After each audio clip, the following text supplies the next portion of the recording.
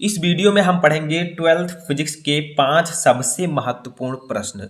Hello student, मैं हूं Shubham Goswami and welcome back to another important video.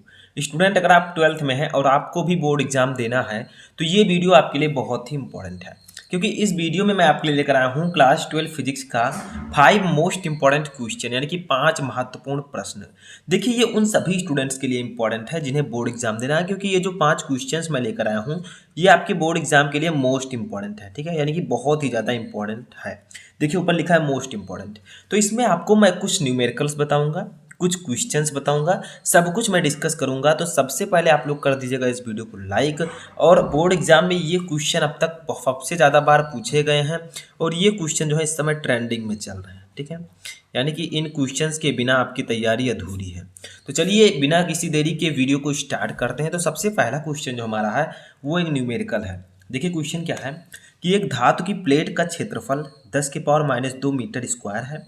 Plate को 10 micro coulomb आवेश दिया गया है। प्लेट के निकट बिंदुओं पर विद्युत क्षेत्र का मान क्या होगा। यहाँ एप्सिलॉन नॉट यानी कि निर्वात की विद्युतशीलता को हम एप्सिलॉन नॉट से प्रदर्शित करते हैं। ये इसकी वैल्यू हमें दी गई है 8.85 × 10⁻12 कूलाम स्क्वायर प्रति न्यूटन मीटर स्क्वायर। ठीक है, तो देखिए यहाँ पर सिर्फ आपको सबसे पहले न्यूमेरिकल पढ़ना है। देखिए यहाँ पर आपको धातु की प्लेट का क्षेत्रफल दिया गया है 10⁻2 मीटर स्क्वायर, प्लेट को का आवेश दिया गया है 10 माइक्रो कूलाम और आपको विद्युत क्षेत्र की तीव्रता यहाँ पर निकालनी है। ठीक है, तो देखिए सबसे पहले जो कुछ दिया गया है उसको हम लिखते हैं। सबसे पहले हमें दिया गया है प्लेट, धातु की प्लेट का क्षेत्रफल। तो धातु की प्लेट का क्षेत्रफल, ठीक है, का क्षेत्रफल, इसको हम लोग प्रदर्शित किससे करते हैं, ए से। ये हमें दिया गया है 10⁻2 मीटर स्क्वायर। ठीक है, उसके बाद देखिए प्लेट को 10 माइक्रो कूलाम आवेश दिया गया है, तो हम लिखेंगे प्लेट का आवेश। ठीक है, प्लेट का आवेश। ठीक है, इसको हम लोग किससे डिनोट करेंगे, सभी को पता है आवेश को हम क्यू से डिनोट करते हैं। क्यू इक्वल टू हमें दिया गया है 10 माइक्रो कूलाम, तो लिखेंगे 10 माइक्रो कूलाम। माइक्रो कूलाम को हम इस प्रकार से भी लिख सकते हैं। अब अगर इसे हम कूलाम में परिवर्तित करें तो ये हो जाएगा 10 × 10⁻⁻6। ठीक है, कूलाम 10 × 10⁻⁻6 कूलाम। ठीक है, समझ में आ गया। तो ये इतना हो जाएगा, तो क्यों आपका इतना दिया गया है। अब देखिए हमें क्या करना है, भाई यहाँ पर एप्सिलॉन नॉट की भी वैल्यू दी गई है। तो एप्सिलॉन नॉट की वैल्यू हमें दी गई है 8.85 गुणे 10⁻12। ये सभी को पता है, इतनी इसकी वैल्यू इतनी ही होती है। ठीक है, कूलाम स्क्वायर प्रति न्यूटन मीटर स्क्वायर। ठीक है, अब देखिए हमें निकालना क्या है, बिंदुओं पर विद्युत क्षेत्र का मान। तो विद्युत क्षेत्र को हम डिनोट करते हैं ई से, ये हमें निकालना है। तो हम लोग यहाँ से स्टार्ट करते हैं लगाना। तो एक फार्मूला आपने पढ़ा होगा विद्युत क्षेत्र का। ठीक है, विद्युत क्षेत्र।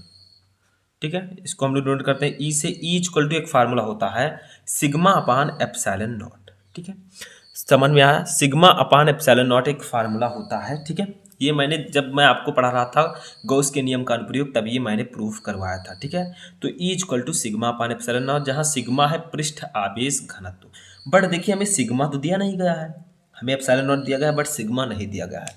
तो सिग्मा की भी एक फार्मूला होता है, तो हम लिखेंगे पृष्ठ आवेश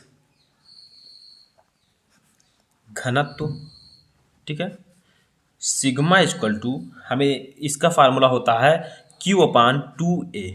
Q upon 2a, sigma equal to एक फार्मूला होता है क्यू अपान 2a, जहाँ क्यू है आवेश, ए है एरिया। ठीक है, तो हम इस सिग्मा के स्थान पर इसी वैल्यू को रख देंगे। ठीक है, तो हमारा फार्मूला जो बनकर आएगा वो हमारा फार्मूला हो जाएगा। ठीक है, ई इक्वल टू, जो हमारा ई की वैल्यू आएगी वो कितनी आ जाएगी, देखिए ई इक्वल टू, तो सिग्मा के स्थान पर हम रख देंगे क्यू अपान 2a। तो आपका फार्मूला निकल कर आएगा Q upon 2a epsilon not. ये आपका फार्मूला हो जाएगा। देखिए सिग्मा के स्थान पर क्यू अपान 2a रख देंगे, अपान एप्सिलॉन नॉट हो जाएगा, और क्यू का आपका जो क्यू है ऊपर रहेगा और 2a और एप्सिलॉन नॉट का गुणा हो जाएगा ऐसे। ठीक है, इतना तो आप लोग समझ ही सकते हैं। या साइड में मैं थोड़ा सा बता देता हूँ, देखिए कोई दिक्कत ना हो आप लोग को। तो sigma equal to q upon epsilon naught है, क्यू के स्थान पर हम सिग्मा अपान एप्सिलॉन नॉट रखते हैं, अपान ये 2a पहले ही है। ठीक है, इसके नीचे हम लोग क्या कर सकते हैं, एक मान सकते हैं। ठीक है, तो देखिए ये आपका हो जाएगा फाइनली इसका सिग्मा का गुणा होगा 1 से, तो सिग्मा आपका सॉरी ये क्यू है, ठीक है, क्यू है, क्यू अपन एप्सिलॉन नॉट, तो क्यू का गुणा होगा 1 से तो क्यू हो जाएगा, और एप्सिलॉन नॉट का गुणा होगा 2a से तो 2a एप्सिलॉन नॉट, तो ये फार्मूला हमारा निकल कर आ जाएगा। अब देखिए क्यू भी हमें दिया गया है, ए भी दिया गया है, एप्सिलॉन नॉट भी दिया गया है, तो या इसी वैल्यू को हम इस पर रख देंगे फार्मूला पर और आपका ये न्यूमेरिकल लग जाएगा। तो चलिए रखते हैं। तो चलिए अब हम लोग निकालते हैं, तो ये हो जाएगा आपका E इक्वल टू, देखिए Q की वैल्यू हमें दी गई है, यहाँ पर मैं दिखा देता हूँ। Q हमें दिया गया है 10 गुणे 10 की पावर -6, ठीक है। उसके बाद में A दिया गया है 10 की पावर -2, एप्सिलॉन नॉट की वैल्यू इतनी, तो सभी को हम रखते हैं।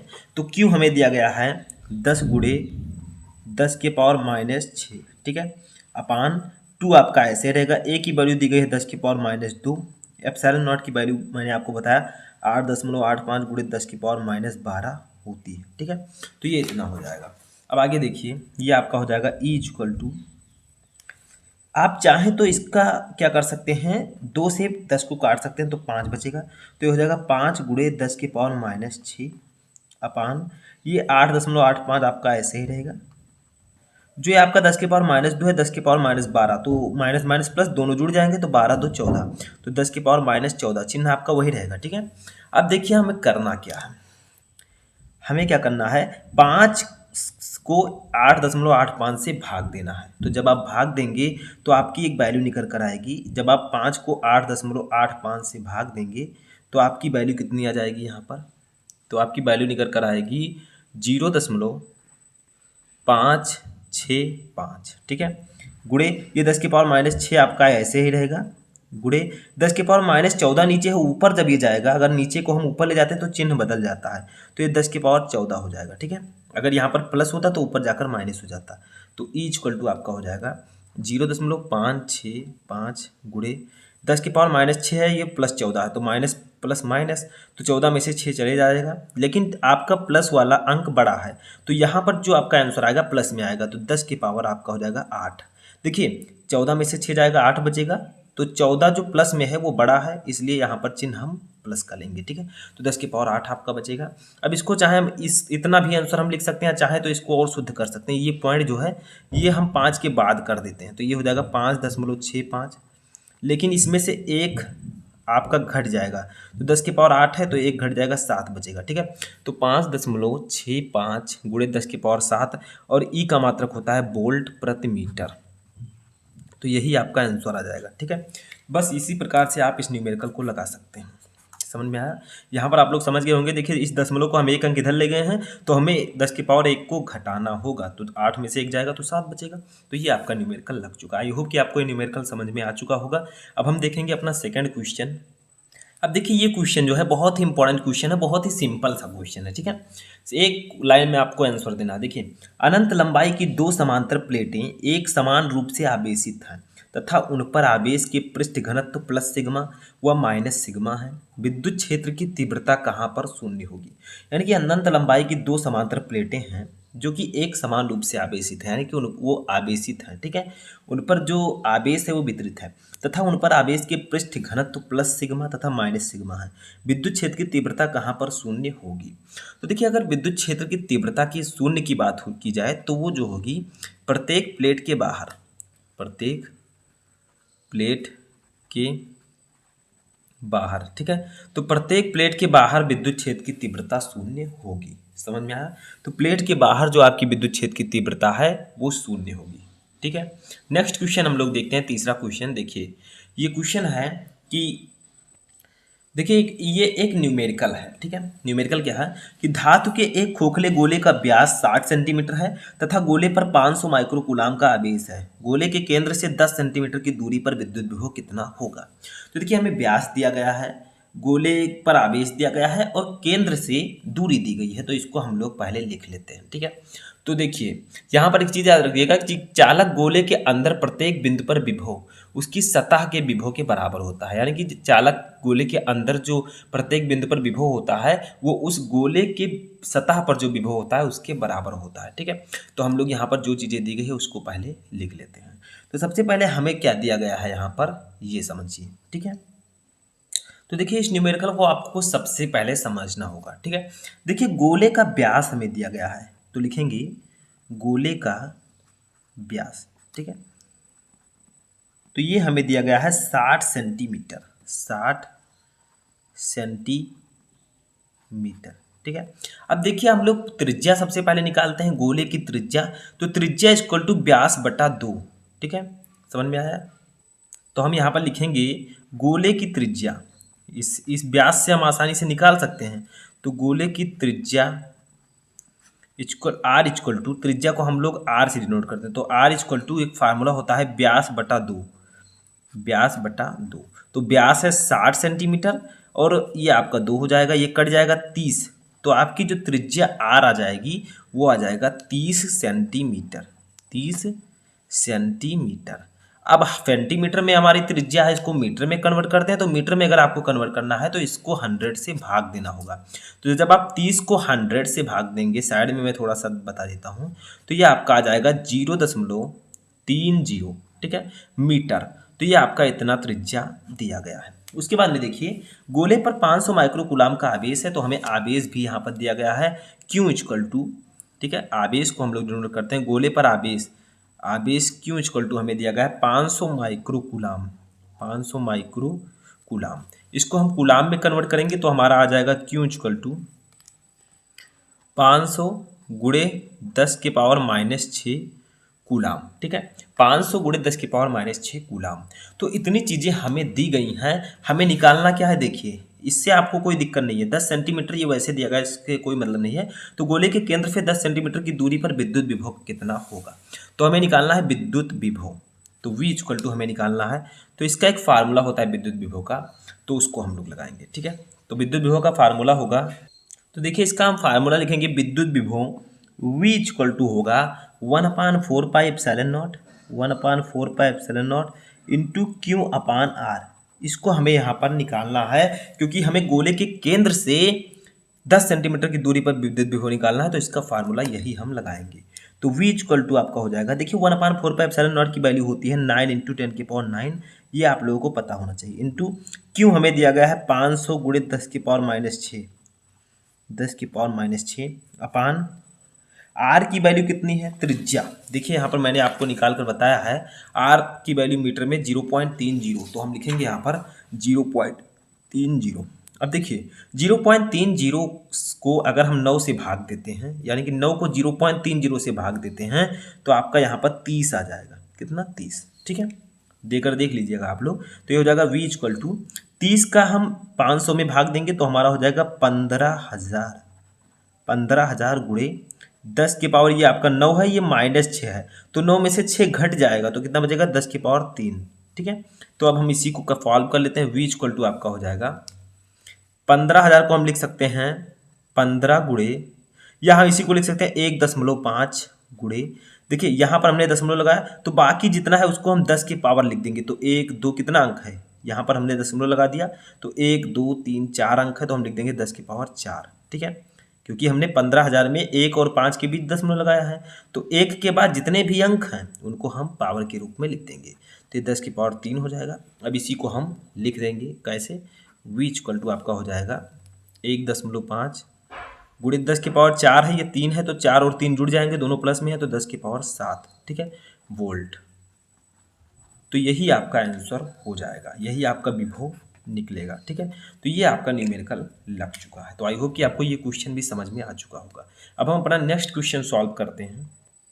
तो देखिए चौथा क्वेश्चन भी हमारा एक सिंपल सा क्वेश्चन है कि विभव प्रवणता का विमीय सूत्र लिखिए। यानी कि विभव प्रवणता का विमीय सूत्र क्या होता है, तो हम लिखेंगे विभव प्रवणता का विमीय सूत्र, का विमीय सूत्र, ठीक है, होता है MLT-3A-1। ठीक है, तो विभव प्रवणता का विमीय सूत्र MLT-3A-1 होता है। ठीक है, तो विभव प्रवणता का विमीय सूत्र क्या होता है, MLT⁻³ तो याद रखिएगा, ये बहुत सिंपल सा क्वेश्चन है, इसका आंसर आप लोग याद रख सकते हैं। लास्ट क्वेश्चन हम देखेंगे जो कि एक मोस्ट इंपॉर्टेंट और मोस्ट पॉपुलर न्यूमेरिकल है। देखिए है क्या, इसको सॉल्व करेंगे। तो देखिए हमारा पांचवा क्वेश्चन है न्यूमेरिकल, बहुत इंपॉर्टेंट है। देखिए निम्न चित्र में बिंदुओं A व B के बीच तुल्यधारिता ज्ञात कीजिए। ठीक है, यानी कि आपको ए और बी के बीच जो संधारित्र लगे हैं उनकी तुल्य धारिता निकालनी है।